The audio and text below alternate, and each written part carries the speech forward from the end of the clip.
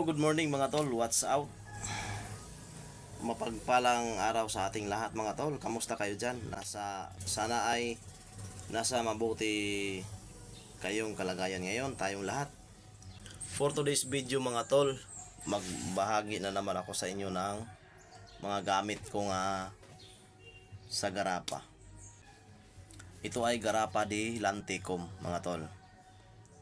Which is itong kasana to tol is pamuypoy. At higit sa lahat, labaw sa tanang panipas. Orasyon na sa Diyos Amahan. Labaw sa tanang panipas. Pero round, pangkalahatan din to mga tol. Pangkalahatan din ito. Ito yun mga tol.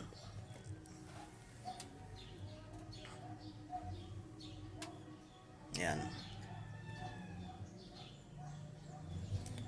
Ang signal nito niya mga tol is kumukulo. Yan yung palatandaan niya. Kumukulo. Pagka mayroong mga something wrong o kaya may tumitira sa iyo, palipad hangin, pik-pik o kaya palatay.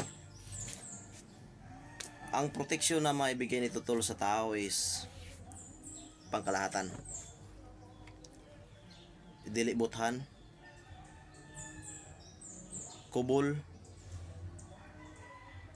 panit unod bukog og kusog, panaktakan, pamuypoy, panipas,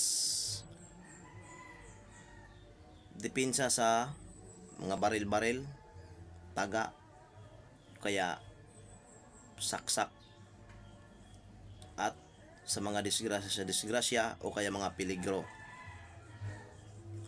Pangontra din ito mga tol sa mga black magic o kaya mahika blanca, tulad na lamang dito sa mga basic usog o kaya tunglo. Yung bang mga tao na mga gabaon, kung sa Bisaya pa, hindi ko lang alam sa Tagalog kung anong term nila dyan. Basta pag sa Bisaya is buyag, buyagon. At sa mga bad elements, pangontra yan mga tol. Sa mga inkanto ng mga masama, even inkanto na mga mabubait, hindi rin sila basta makalapit sa inyo. Kasi orasyon nga yan solid orasyon. Din sa mga barang o kaya kulam, proteksyon na proteksyon yan mga tol. Ready to use mga tol, wala nang dasal, hindi mo na kailangan na dasalan kasi since na pag konsagra at pag blessing ko niyan is andar na talaga yan, lifetime.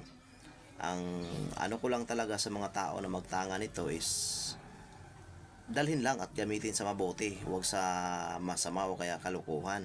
Kasi ang mga ganitong gamit kasi tol is proteksyon Hindi ibig sabihin na magtangan ka nito para gamitin mo sa mga kalukuhan. Mali yun. Magtangan tayo nito dahil para mayroon tayong proteksyon sa ating sarili. Kasi hindi natin alam yung mga nakapaligid sa atin. Maliban sa mga nakapaligid sa atin ng mga tao, hindi natin nakikita yung mga elemento. At higit dyan, yung mga sakuna o kaya mga disgrasya, hindi natin alam. Halimbawa, nagbibiyahe tayo, hindi natin alam na yung sasakyan natin is madidisgrasya, o kaya magdala tayo ng sasakyan kung mayroon tayong sasakyan, hindi man tayo yung makabangga pero tayo yung mababanggaan, or nakamotor ba tayo, yung mga ganyan mga pangyayari. Ang ibig sabihin dyan is nakaproteksyon tayo kasi lamang talaga may proteksyon mga tol. Una, manalangin tayo sa Diyos, manalig tayo sa Kanya. Pangalawa, magtiwala tayo sa Kanyang gahom, sa Kanyang kapangyarihan. Ito yon mga kalmin, habak o kani itong mga garapa kay mga kulitas na bao. At sa do sa garapa di discommunion, meron pa rin available Pareha sila tol, mga proteksyon. Itong Garapa de Lanticum, Garapa de Discomunion, pareha lang yan sila. Ang magkaiba na lang sila sa material. Sa material lang sila magkaiba, pero sa langis, parehas yan sila sa langis. Dahil ang mga langis na ginagamit ko mga tol is solid talaga, langis ng libon.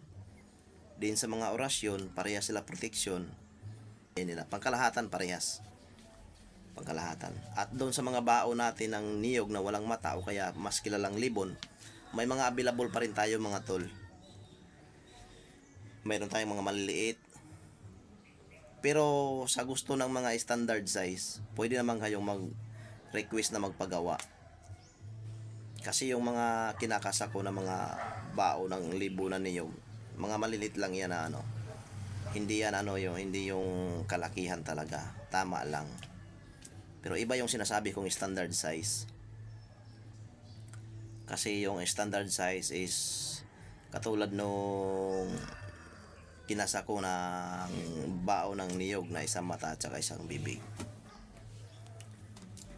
Ito mga tol, itong Garapa de Lanticum, nagagamit din ito sa tol, sa hanap buhay.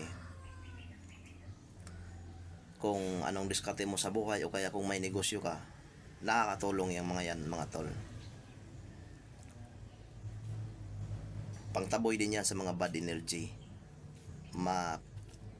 mapabahay man o kaya sa pwesto, sa tindahan mo, nakapagtaboy sila ng bad energy.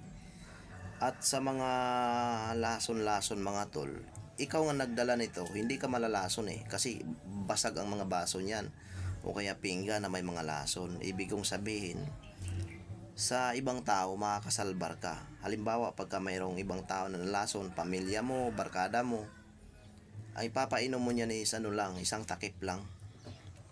Isang takip lang nito. Painom mo sa kanya para siya masalbar. Ang palatandaan niyan tol pagka nalason is magsusuka siya pero wala siyang masusuka. Din dyan ka makakita ng idea pagka kumakain lang yan at umiinom tapos ganun na yung reaksyon niya. Painumin mo na kaagad, masasalbar pa ang tao niyan.